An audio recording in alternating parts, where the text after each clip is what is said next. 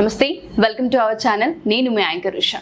So చాలా మందికి వెజైనాకు సంబంధించి ఇచ్చింగ్ ఉంటుంది, వైట్ డిశ్చార్జ్ ఎక్కువగా అవుతూ ఉంటుంటుంది. కొంతమందికి స్మెల్ కూడా మనం గమనిస్తూ ఉంటుంటాం. గర్భిణీ స్త్రీలలో చూసినా, లేదంటే పెళ్లి కాని అమ్మాయిలలో మనం చూసినా, చిన్న పిల్లల్లో మనం చూసినా, ఈ మధ్యకాలం చాలా ఎక్కువగా మనం దీన్ని ఫేస్ చేస్తున్నాం.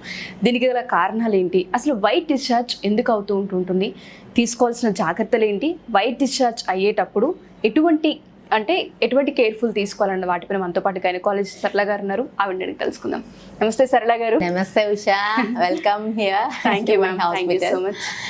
మంచి టాపిక్ అడిగారు ఉషా. యాక్చువల్లీ ఈ రోజులలో కామన్ గా చిన్న పిల్లల నుండి ఓల్డ్ ఏజ్ ఆఫ్టర్ మెనోపాజ్ కూడా ఈ వైట్ డిశ్చార్జ్ ప్రాబ్లమ్స్ రెగ్యులర్ గా చూస్తానే ఉన్నాం. ఆల్మోస్ట్ 50% ఆఫ్ మై ఓపీడీ లో వచ్చే వాళ్ళు వైట్ డిశ్చార్జ్ తో వస్తున్నారు.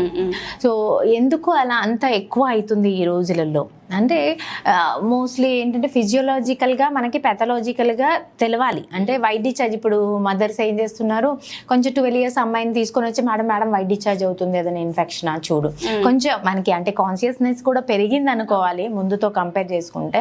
దానివల్ల కూడా ఇప్పుడు పీరియడ్ వచ్చే ముందు వైట్ డిశ్చార్జ్ అవుతుంది, ఓవులేషన్ టైంలో వైట్ డిశ్చార్జ్ వస్తుంటుంది, ఓకే పీరియడ్ అయిపోయిన తర్వాత కొన్ని రోజులు ఉంటుంది. దట్ ఈస్ కాల్డ్ ఫిజియోలాజికల్ అనమాట. ఒక్కొక్కసారి ఏంటంటే సెక్సువల్ ఫీలింగ్స్ ఎగ్జర్వేట్ అయినప్పుడు, ఎక్కువ అయినప్పుడు కానీ, అలాంటి ఫీలింగ్స్ వచ్చినప్పుడు కానీ, సెక్స్లో పార్టిసిపేట్ చేసేటప్పుడు కానీ మనకి ఈ వెజైనా లూబ్రికేషన్ అవసరం. ఈ లూబ్రికేషన్ కోసం మనకి ఇక్కడ గ్లాండ్స్ ఉంటాయి. ఇక్కడ బార్తోలిన్స్ గ్లాండ్స్ అని వెజైనాలో ఉంటాయి. మనకి ఎట్లా స్వెట్ వస్తుందో అలానే వెజైనాలో కూడా సిక్రీషన్స్ ప్రొడ్యూస్ చేయడానికి, న్యాచురల్గా ప్రొడ్యూస్ చేయడానికి కొన్ని గ్లాండ్స్ ఉంటాయి అన్నమాట. అవి ఈ సర్విక్స్ అంటే గర్భసంచి ముఖద్వారము దగ్గర ఉంటుంది, వెజైనాలో కూడా ఉంటాయి అన్నమాట. సో అవి లూబ్రికేషన్గా అవసరం ఉన్నప్పుడు రిలీజ్ చేస్తాయి. ఇప్పుడు ఓవులేషన్ టైంలో ఏంటి, స్పర్మ్ సెల్ని క్యాచ్ చేసుకొని ఓవరీకి అందియాలి, అప్పుడే బేబీ ఫామ్ అవుతుంది. ఆ టైంలో అవసరం లూబ్రికేషన్. సో కలిసి వైఫ్ అండ్ హస్బెండ్ కలిసి ఉన్నప్పుడు అవసరం, ఓవులేషన్ టైం అవసరం క్యాచప్ చేయడానికి. తర్వాత పీరియడ్ తర్వాత ఈ దారి అనేది ఓపెన్ ఉంటుంది, కొంచెం బ్లీడింగ్ అయిపోయింది, అది లోపలికి వెళ్ళిపోయింది అనుకో, ఎక్స్టర్నల్ బ్యాక్టీరియా ఏదన్నా ఇదంతా యూట్రస్కి ఇన్ఫెక్ట్ అయ్యే ఛాన్సెస్ ఉంటాయి. అందువల్ల దేవుడు మనకి ప్రొటెక్షన్ మెకానిజం అనమాట.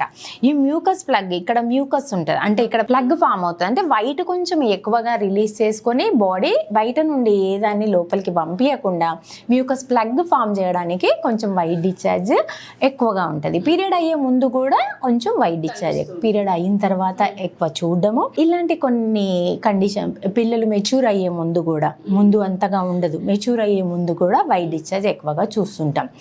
సో కామన్గా వైటిష్గా ఉంటుంది, అది వాటరీ లాగా ఉంటుంది.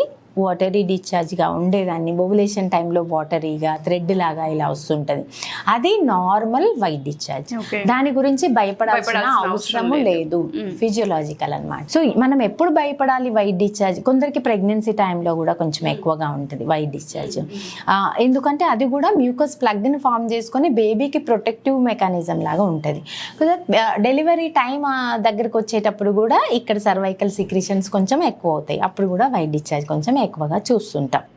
నార్మల్ అనే విషయం మనకు అర్థం అవుతే భయపడాల్సిన అవసరం లేదు. సో మీరు అన్నట్టుగానే పీరియడ్స్ వచ్చే ముందు, మెచ్యూర్ అయ్యే ముందు, డెలివరీకి దగ్గరగా ఉన్నప్పుడు ఇది కనిపిస్తూ ఉంటుంది. బట్ చాలా మంది చిన్న పిల్లలు మనం గమనిస్తుంటాం, 8-9 years పిల్లల్లో కూడా వైట్ డిశ్చార్జ్ వాటరీగా కనిపిస్తుంది. పిల్లలకి స్కూల్ గోయింగ్ కిడ్స్ ని మధ్యలో చాలా మదర్స్ తీసుకొని వస్తున్నారు అనమాట, 7th 8 years లో కూడా. సో దానికి నేను అబ్జర్వ్ చేసింది ఏంటంటే వాళ్ళకి కామన్ గా ఫంగల్ ఇన్ఫెక్షన్స్ వస్తూ ఉన్నాయి.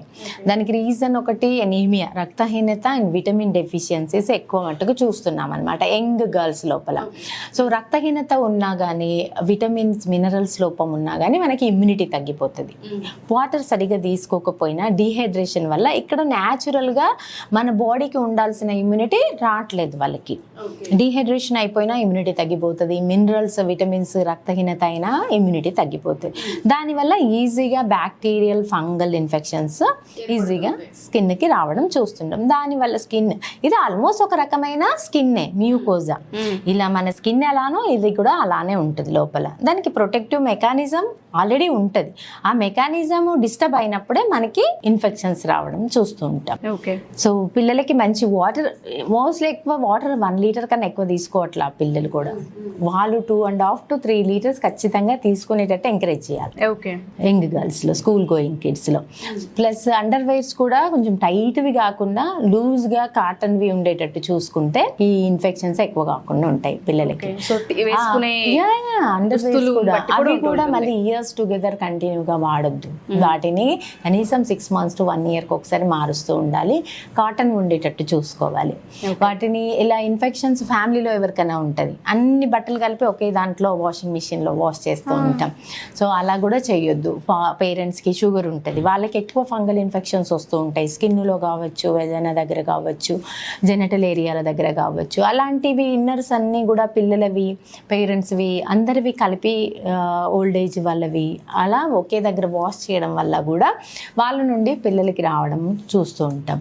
సో కిడ్స్వి సపరేట్గా వాష్ చేయడం, కొంచెం వేడి నీళ్ళలో, గోరువెచ్చని నీళ్ళలో డిప్ చేసుకొని వాడుకోవడం, కొంచెం నీట్గా ఇన్నర్స్ చూసుకోవడం వల్ల ప్రివెంట్ చేయొచ్చు మనం ఇన్ఫెక్షన్స్ పిల్లలకి.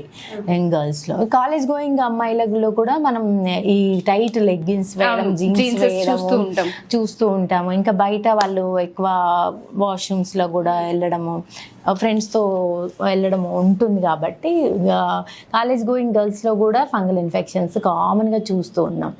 సో దానికి కూడా ప్రివెన్షన్ అదే లూజ్, మనకి టైట్గా కనుక ఇన్నర్స్ ఉంటే అక్కడ స్వెట్ జామ్ అవుతుంది. ఇప్పుడు బ్రెడ్కి ఫంగస్ వస్తుంది కదా, బూజు. సేమ్ అలానే మన క్యాండిడియాసిస్ కామన్గా వచ్చే ఇన్ఫెక్షన్లో ఒకటి క్యాండిడియాసిస్ అంటే ఫంగల్ ఇన్ఫెక్షన్. అది ఎందుకు వస్తుంది, ఆ బూజు బ్రెడ్కి ఎలా పడుతుందో అలానే మనకి ఆ ఏరియాలో, జెనిటల్ ఏరియాలో పదునుగా ఉంటే కనుక, స్వెట్ జామ్ అయి ఉంటే కనుక ఈజీగా ఫంగస్ గ్రో అయ్యే ఎన్విరాన్మెంట్ వచ్చేస్తుంది. దానికి తోడుగా రక్తహీనత ఉండడము, డిహైడ్రేషన్ అవ్వడము, వెజిటబుల్స్, ఫ్రూట్స్ సరిగ్గా తీసుకోకపోవడము, ఇమ్యూనిటీ లోపంతో ఇంకా అగ్రివేట్ అయిపోతుంది అనమాట ఆ ఇన్ఫెక్షన్స్. సో దీన్ని మనం రిపీటెడ్ గా చూస్తూ చాలా మంది నెగ్లెక్ట్ చేస్తూ ఉంటుంటారు. ఒక 3 days 4 days ఉంటుంది ఇచ్చింగ్, మళ్ళీ నార్మల్ అయిపోతుందని ఇంట్లో నార్మల్ గా వాళ్ళకి వాళ్ళు క్లీన్ చేసుకోవడము, లేదంటే ఒక 2-3 days రెస్ట్ తీసుకోవడం, ఓవర్ యూసేజ్ ఆఫ్ సోప్స్ చేయడము ఇంట్లో చూస్తూ ఉంటాము. చాలా ఓవర్ క్లీన్లీనెస్ కూడా అవసరం లేదు. న్యాచురల్ మనం ఇన్నర్గా కావాలంటే ఫ్రూట్స్, వెజిటబుల్ వీటితో ఇవ్వు, కానీ బయట స్కిన్ని మరీ రబ్ చేసి డిస్టర్బ్ చేసినంత మాత్రాన నీకు రాదు. ఇంటర్నల్గా బాడీ నుండి రావాలి నీకు ఇమ్యూనిటీ.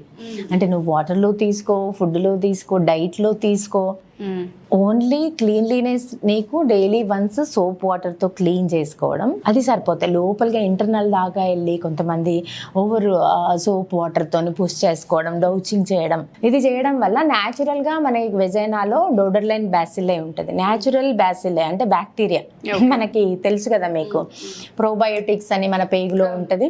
సేమ్ అలానే వెజైనాలో కూడా ప్రోబయోటిక్స్ అంటే మంచి బ్యాక్టీరియా మన వెజైనాలో కూడా ఉంటుంది. అది మన వెజైనాని ప్రొటెక్ట్ చేస్తుంది, మన పేగుల్ని ఎట్లా ప్రొటెక్ట్ చేస్తుందో అలా. సో మనం ఈ వాష్లన్నీ వాడడం, కమర్షియల్ వాషెస్ వాడడం, ఓవర్ యూసేజ్, సోప్ వాటర్ వాడడం, సాల్ట్ వాటర్ వాడతారట, కర్డ్ వాడతారట, ఇలాంటివన్నీ డౌచింగ్లు చేసుకోవడం వల్ల లోపలికి పూజ చేసి తీయడం వల్ల న్యాచురల్గా ఆ ఏరియాలో ఉండే బ్యాక్టీరియా అంతా డ్యామేజ్ అయిపోతుంది. సో మనం పేగునేం కడగట్లేం కదా, లోపలికి వెళ్ళిపోయేప్పుడు అది న్యాచురల్గా దాని క్లీన్లీనెస్ అది చేసేసుకుంటుంది కదా. సో వెజైనా కూడా అలా న్యాచురల్గా క్లీన్ చేసుకునే శక్తి ఉంది. సో ఆ శక్తిని మనము ఇవ్వాలి, అంటే ఫుడ్లో కానీ వాటర్లో కానీ ఇవ్వాలి.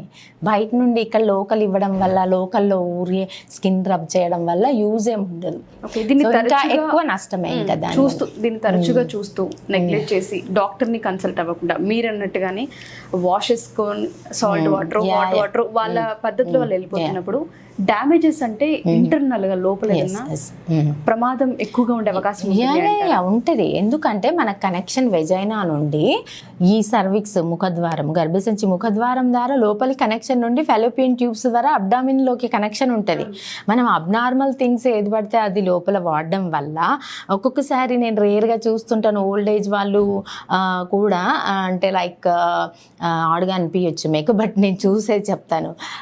సో కొన్ని రకాల కుకుంబర్ కానీ లేకపోతే బ్రింజాల్ లాంటివి కూడా అలా ఉండిపోయి లోపల ఇన్ఫెక్ట్ అయిపోయి ఉండే వాళ్ళని కూడా రేర్గా కామన్గా చూస్తుంటాము. సో అలాంటివి జాగ్రత్తగా ఉండాలి. ఏది పడితే అది లోపల పెట్టడానికి వీలు లేదు. సో దానికి కావాలంటే అదర్ ఏ మెటీరియల్లో సపరేట్ మెటీరియల్ ఉంటుంది దానికి, సిలికాన్ అట్లాంటిది. బట్ ఇలాంటివి బ్రింజాలు ఇలాంటివి ఏంటంటే ఆల్రెడీ కెమికల్స్తో కొట్టి ఉంటారు, బయట న్యాచురల్గా రావట్లేదు. అది ఒకటి. క్యాన్సర్ రావచ్చు. అలానే సర్విక్స్కి వెళ్ళిపోతుంది కదా ఇన్ఫెక్షన్ ఈజీగా. సర్విక్స్కి వెళ్ళిపోతే ఇక్కడ క్యాన్సర్. మన ఇండియాలో మోస్ట్ కామన్ క్యాన్సర్ గర్భసంచి క్యాన్సర్. వరల్డ్లోనే క్యాన్సర్లలో క్యాన్సర్ కామన్గా చూస్తుంటాం. సో ఇలాంటివి అంటే కొన్ని రకాల విషయాలు తెలియకపోవడం వల్ల మనకి చాలా కాంప్లికేషన్స్లోకి ల్యాండ్ అవ్వచ్చు. అబ్డామిన్లోకి ఇన్ఫెక్షన్ వెళ్ళొచ్చు, పేగులలో ఇన్ఫెక్షన్ అయిపోవచ్చు, ఒక్కొక్కసారి ప్రాణాల మీదకి కూడా వస్తుంది. అంత డేంజర్ ఉంటుంది. సొంత ప్రయోగాలు చేయొచ్చు. ఏదైనా మీకు అబ్నార్మల్ అనిపించింది, స్మెల్ అనిపిస్తుంది, గ్రీన్ అనిపిస్తుంది, దురదగా ఉంది, మంటగా ఉంది, ఇమ్మీడియట్ డాక్టర్ వెళ్ళాలి. సొంతంగా మెడికల్ షాప్కి వెళ్ళడము, అలాగంటే సొంత ప్రయోగాలు చేయడము ఇలాంటివి చేయొద్దు. ఈ రోజులలో ఆన్లైన్ కన్సల్టేషన్స్ కానీ డాక్టర్తో మాట్లాడడానికి కానీ ఎంత కామన్ చాలా. అప్పట్లో అంటే డాక్టర్తో కమ్యూనికేషన్ తక్కువగా ఉండేది. ఈ రోజులలో డాక్టర్ కమ్యూనికేషన్ అంత దూరంలో ఏం లేదు, ఈజీగా దొరికిపోతుంది. సో వాళ్ళ హెల్త్ బాగుపడి వాళ్ళ ఫ్యూచర్ హ్యాపీగా ఉంటుంది. వాళ్ళ ఫ్యూచర్ హ్యాపీగా ఉంటే మన దేశం హ్యాపీగా ఉంటుంది కదా. హెల్దీ ఉమెన్ ఒక హెల్దీ కంట్రీకి తను ఒక నాంది, ఒక పునాది, ఒక ఉమెన్. సో ఉమెన్ హెల్త్ కోసం ఎంత అయినా చేయగలను. నేను ఆన్లైన్ ఏంటి, ఇంకా నేను ఫ్రీ సర్వీస్ ఇవ్వట్లేదు, ఆన్లైన్ సర్వీస్ ఇవ్వడానికి నేను always happy, always ready, any time. Thank you so much. My pleasure.